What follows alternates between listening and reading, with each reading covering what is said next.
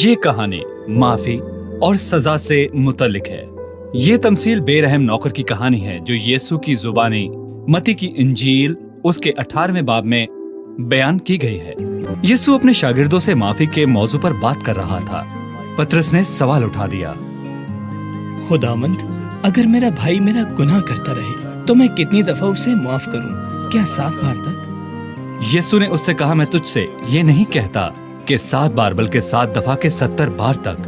बस आसमान की बादशाहत उस बादशाह की मानिंद है जिसने अपने नौकरों से हिसाब लेना चाहा।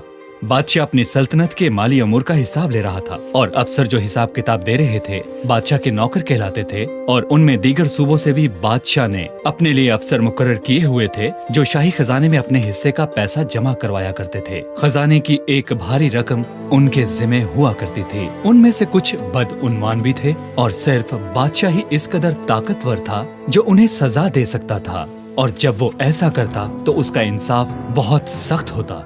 और ये नौकर इंतहा दर्जे का बेईमान था। उसने बादशाह को जो दौलत वापस करनी थी वो एक पूरे सूबे का खजाना था। 10,000 सोने के तोड़े, ये एक दिन की मजदूरी से करोड़ दर्जे ज्यादा थी। सल्तनत लूटी हुई दौलत को कभी भी वापस नहीं ले सकती थी, लेकिन नौकर को उसकी हैसियत, ओहदे, मालो मता से महरूम करके सजा दी गई। उसे उसके खानदान से अलग करके गुलामी में बेचा गया। बस नौकर ने गिरकर उसे सजदा किया और कहा, ऐ खुदावन, मुझे मोहलत दे, मैं तेरा सारा कर्ज अदा कर दूंगा।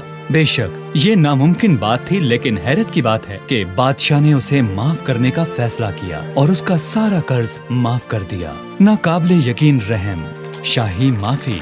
वो सजा देने की भी कुदरत रखता था और माफ करने की भी। उसने माफ करने का फैसला किया। जब बादशाह का नौकर बाहर निकला तो उसने एक और नौकर को देखा जिसने उसका कुछ कर्ज देना था। उसने उसे पकड़कर कहा, जो कुछ मेरा तेरी तरफ है मुझे वापस कर। ये तकरीबन 3 माह की मजदूरी बनती थी। उसने उसके सामने गिरकर मिन्नत की और कहा, मुझे मोहलत दे, मैं तुझे वापस कर दूंगा। लेकिन बादशाह के नौकर को पैसा नकद चाहिए था और उसे अभी चाहिए था, वो भी सारे का सारा। और वो उसको एक मिसाल बनाना चाहता था। उसे कुछ और लोगों से भी कर्ज वापस लेना था।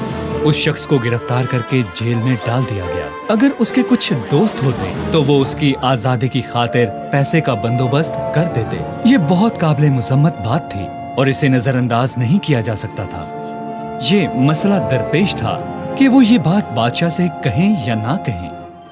बादशाह से बात करने का ये मतलब भी लिया जा सकता था कि बादशाह का फैसला दुरुस्त नहीं था। शायद बादशाह ने उस नौकर को माफ करके गलती की। बादशाह के रहम करने के इस अजीम अमल से एक मिसाल कायम कर दी गई, रहम दिली की एक मिसाल। कम से कम बादशाह के कुछ दरबारी इस बात को समझ गए थे, लेकिन वो शख्स जिसे माफ किया गया था उसने उसे बादशाह की एक कमजोरी समझा। बादशाह ने हुक्म दिया कि उस नौकर को फौरन बादशाह के सामने पेश किया जाए। बादशाह के नौकरों के लिए ये एक हैरानकुन दिन था। पहले माली बदउनवानी, इंकिशाफ और फिर कैद में डालना, और फिर बादशाह सलामत की जानिब से मुकम्मल माफी। बेशक बादशाह सलामत की तरफ से माफी की कोई वजह तो जरूर थी। बादशाह को उसकी जरूरत थी। उसने उसे बुलाया। अब उसकी तवक्कुआत क्या थीं? एक नई हैसियत, शायद एक नया ओहदा।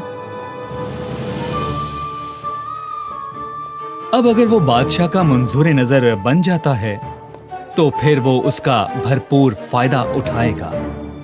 लेकिन बादशाह खुश नहीं लग रहा था। क्या वजह थी? वो नाराज क्यों था? ऐ शरीर नौकर, मैंने तुझे वो सारा कर्ज इसलिए बख्श दिया कि तूने मेरी मिन्नत की। क्या तुझ पर लाजिम ना था कि जैसे मैंने तुझ पर रहम किया है तू भी अपने हम खिदमत पर रहम करता? इसे कैद में डाल दो। अब रहम की भीख मांगने का कुछ फायदा ना था। बादशाह ने उसे जल्लादों के हवाले कर दिया। जब तक तमाम कर्ज अदा न कर दे कैद रहे। जब यीशु ने यह तमसील सुनाना खत्म की, उसने इस बात को यकीनी बनाया कि पतरस और दूसरे जो सुन रहे थे इस तमसील के हकीकी मकसद को समझ जाएं। उसने कहा, मेरा आसमानी बाप भी तुम्हारे साथ इसी तरह करेगा अगर तुम में से हर एक अपने भाई को दिल से माफ ना करे। मत्ती की इंजील उसके 6 बाब में यीशु ने कहा, इसलिए अगर तुम आदमियों के कसूर माफ करोगे तो तुम्हारा आसमानी बाप भी तुमको माफ करेगा, और अगर तुम आदमी के कसूर माफ ना करोगे तो तुम्हारा बाप भी तुम्हारे कसूर माफ ना करेगा।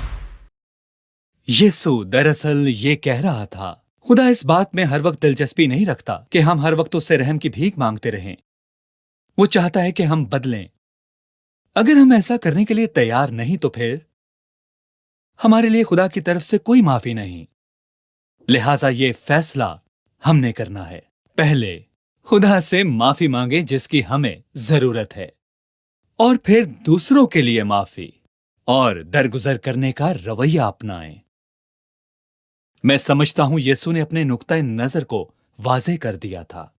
हमारी मज़ीद वीडियो देखने के लिए हमारे YouTube चैनल और Facebook को देखें, और अपनी गलत फहमी दूर करने के लिए हमारे इस Gmail और हमारे इस WhatsApp नंबर पे राब्ता करें।